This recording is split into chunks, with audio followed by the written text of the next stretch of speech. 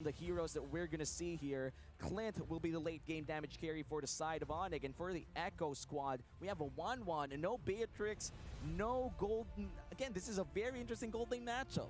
Yeah, I think it's going to be solid, right? And at the same time, it's crazy that this is the last match for week 1 here. It's been an amazing weekend, and I can't wait to watch this unfold. Carl TZ, like you said, on the Benedetta, rocking that Demon Slayer emblem as well. It is a change up for Echo.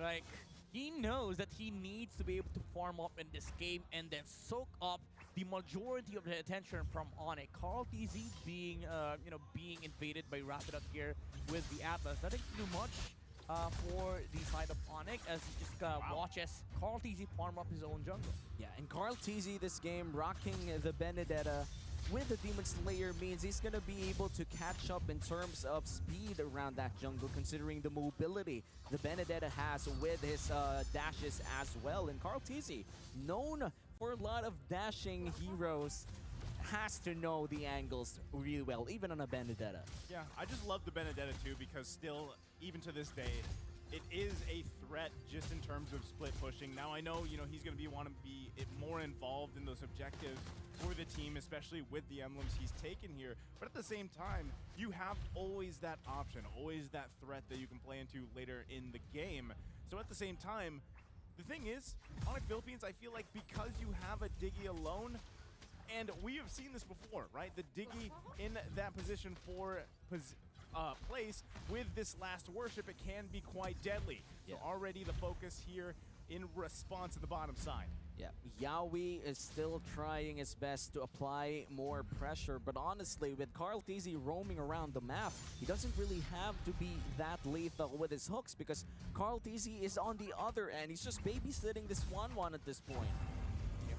ONIC PH, again, they have the teamfight advantage. They have the cleanse from the Diggy, but what Echo has is faster mobility. It is going to become a tool for Echo to use, but ONIC, they get the turtle for Tensui. Yeah, Sanford might be able to get away from this unless he gets cut off, but nice slow there on top of Rapid Dude. So Sanford going to be okay, but the turtle is secured by ONIC Philippines. So again, that's the thing, right? If you are Echo, you want to grab these picks, and that's exactly what they're going to be doing. But hold on, the fatal links right into the turret. It's a disaster here for Echo as Benny Cutie and Yaoi are in a bad place. Oh my god, Rapid Dude with a great engage right under the turret range of ONIC Philippines. The timing was just on point for them to get those 2 kills. I like the fact that ONIC PH is showing up, not in terms of macro mechanics, but in terms of individual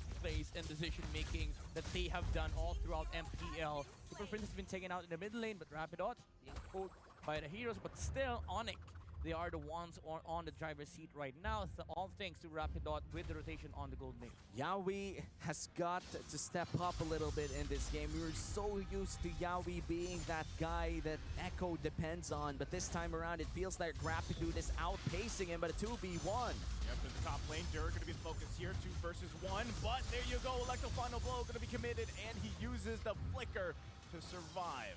Yeah, Carl TZ will go in to counter jungle instead. They're still alive, and now Yaoi Benecutie might be in trouble here down bot.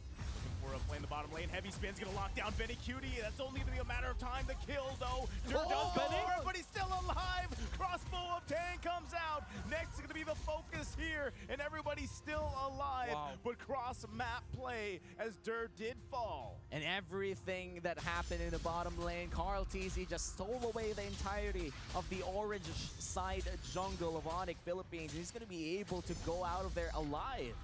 Now ONIC PH, they tried to go for the 1-1 kill in the bottom lane. Super Prince held on to the last second for the times journey. But Lecto? There, Turtle gonna be taken here, just walks up, Swag walks up, and Sensui takes that one away here. So another Turtle gonna be secured by ONIC Philippines. You can take my jungle, but you can't take my turtle. Game 1 was actually Carl-TZ's win with the Retributions. Game 2 went to Sensui. Now Game 3, it's about to happen down bot. The Fatal Links once again finding 2. Time Journey comes out, and that's going to be the heavy spin. Yaoi's in trouble here. Another kill for ONIC Philippines. And another 4v2 down bot. This is such a nice combo from ONIC. They don't even care about trying, about the problems with the 1-1%. They just go for it, as they know they have the damage. Nets is there to secure the kill onto Benecutie. The pokes have been pre-committed by ONIC PH, so that when Rapidot comes in, it's just the finishing touch to kill the 1-1. The stacks, they don't care. Again, because of the fact that Super Fence is always there to cleanse the marks from the 1-1. Yeah, and now ONIC, they do hold an almost 2K gold lead here 5 minutes in. They have secured the last 2 turtles of the game so far. The early to the mid game for ONIC Philippines has been on point and pristine in terms of execution in the bottom lane. Yeah, this is so at this point, once again, Echo is finding themselves backs against the wall a little bit. Yaoi still hasn't been able to get one of those hooks off that's really going to turn those skirmishes in the favor, right? Because this is the combination of the power that we're seeing from Rapid Dude plus Sensui with that either the Fatal Links or the heavy spin. You have so many options for you, and if things kind of look like they're in a bad situation, you have the Time's Journey. So there's so many tools here for ONIC Philippines to work with, and Echo is clearly feeling it. Yeah, 14 seconds from now, the last turtle of the game will be spawning. Echo, they do have the chance to actually contest this, but the way ONIC Philippines is just surrounding the map already means that it might just be time for Carl-TZ to step up. They're going to actually commit on this one. He knows the rest are there. Sanford using Falling Star Moon. Now the turtle up. So some ultimates were committed here. ONIC Philippines in a nice position. Sensui just waiting around the corner. Oh no, he got canceled. Does go in. Can they get it? Another turtle can be secured here. And there you go, Carl-TZ, the next one to go down as they find another objective, and ONIC Philippines in a good position. The TPs are coming out from ONIC PH, and Sensui is filling it. I mean, it's hard to out-retry an Akai with second skill and Retribution. Deals too much damage onto these neutral objectives, and Echo PH, they have not found anything to play upon on. This Franco pick has not been made of any use for Echo. Yeah, and it's the new age Thorned Rose plus Retribution combo. This time around, it's a Fat Panda pounding the turtle, securing it with a Retribution. Carl-TZ's not having it for the past 2 games. All Retribution battles he lost after game 1. ONIC Philippines is on fire right now. Man, again, looking for a play here in the mid lane. Rapidu just going to zone them out here so they can grab that tier 1 turret. And, that's the thing, right? This is very disciplined decisions coming out from ONIC Philippines as they're just getting space in the map for them as they lead to another objective, because right now, the objective game completely in ONIC Philippines' favor. Yeah, and Yaoi has been scouting out with his hooks, but he comes in with a flicker. Falling Star Moon going to get committed with that bloody hunt. Sanford taking quite a bit of damage. Carl-TZ looking for an angle here, trying to focus on Super Fritz, but the Time Journey going to keep him alive for a little bit longer. There you go, Carl-TZ moving and grooving, but he's finally taken out by Dur, and now Yaoi gets caught out. Sensui making his way. Benecutie looking for the crossbow of Tang. Can he get it up? He does. Gets the reset. Gives the man a triple kill because he shut down the boys from ONIC Philippines. And just like that, Echo is back in this game. 8 minutes in, they cut the 6K gold lead into the 2K gold lead. ONIC Philippines, what just happened in that fight? I'm loving it. We have a clean game, boys. No cold altar, no ghost shenanigans. It's all about mechanical skill. Carl-TZ putting out the best show for this game. Zoned out 4 heroes, forced out the Time's Journey, and ended up taking out the Diggy. That just means Echo can finally push the advantage with the 1-1. They know that all of the skills are already burned on the side of ONIC, to the point where Benecutie can just come in and clean house. The tank Benedetta build coming in from Carl-TZ, something that I would personally copy, except I love playing with damage, so no. Going back into this game, 9 minutes in, this is the first Lord. Very important here for ONIC. Can they actually catch Carl-TZ?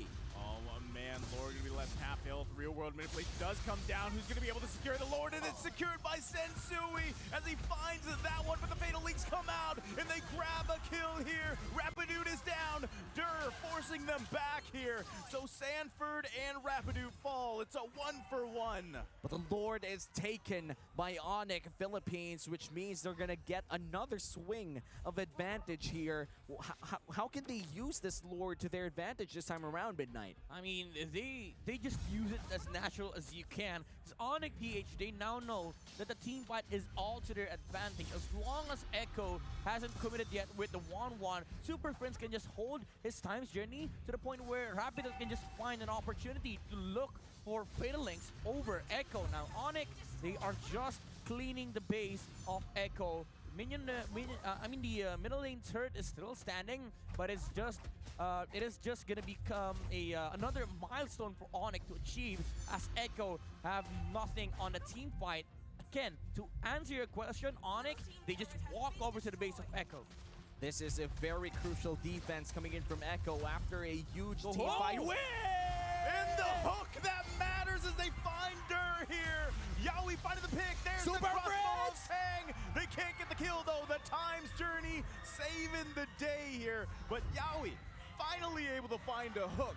When it mattered the most, Yaoi gets a pull, a successful defense over one big play from Yaoi. I love how this turned out to be not a macro mechanical game. It's about the mechanics, or the micro mechanics, the prowess of these players, the individual skills. Yaoi with the hook, the most important hook of the game, the one that Super Friends was not, was not willing to use the Time's Journey. It mattered at the end of the day as it secured another life, another day for Echo to fight. Heating up just in time. And speaking of time, 12 minutes from now, the Lord will be spawning. It's a Luminous Lord, in which case, ONIC, if they're able to secure it once again, this might just be a replay of game number 2. But if Echo is able to perform well enough to contest this, they may rewrite history here. Yeah, Echo needs to get to nets, right? Also, you have to work around that Time's Journey. Meanwhile, there's so much to dodge, the Fatal Links and the heavy spins. But if they can do it, they do start to come back into these team fights with pretty even ground, I would say, especially if Benikudi can continue to get those crossbow tanks. We mentioned, with the Time's Journey, how it's kind of difficult to do that, but so far, he's doing a pretty good job. I'm actually surprised that Benikudi has always been keeping up with stats. Super Friends, he was not always able to react to, the mobility of the 1-1. We saw earlier that he was able to use the crossbow of dance, even though Super Friends had the Time's Journey. The amount of time that it took for Benikudi to get these stacks up are just insane. ONIC PH, they need to be careful about the positioning of Benikudi. Whenever he lands the first skill, they need to be mindful of their positioning so that they don't proc the crossbow of dance before the Time's Journey has been used. Good wave management here coming in from Echo, and they're going to be able to invade the territory of ONIC Philippines around this Lord area. Super Friends just bombing bomb after bomb here, just making sure that they stay on their side. Half HP on the Lord, nice. So Echo, they're ready to take it on. Yeah, it's going to be a tough one. No one wants to commit just yet. Dur waiting to get a moment, an angle here, as this is going to be the moment. Rapidoot forcing them back. Lord's going to be on the favor of ONIC Philippines, and it's secured by Nets. But now the full-on battle here into the jungle. Nets is focused on by Carl TZ. It's a 1 versus 2, but there you go, Super Friends grabbing a kill. Crossbow tag from Benikudi to take them down. As now the focus on Rapidoot, and he gets a triple again. Benikudi, the Storm. And this is it. ONIC Philippines, they did get the Lord. They were able to secure the Luminous Lord, but it didn't matter. They lost 4 people under the power of the Storm. The man himself, Benikudi. We talked about him. He is one of the best gold laners, and he's looked up to by the gold laners of the world because of it. End. And now they grab a turret and they take the disciplined approach. ONIC Philippines is back up Here we go. Let's bring it back down. But what a last couple minutes here. Let's take a look at the items, Midnight. My goodness. Now, Benny Cutie has a ton of items on his arsenal, but I would love to commend Carl Teasy again opting to go for tankiness versus damage. This just allow Echo to fulfill their own roles.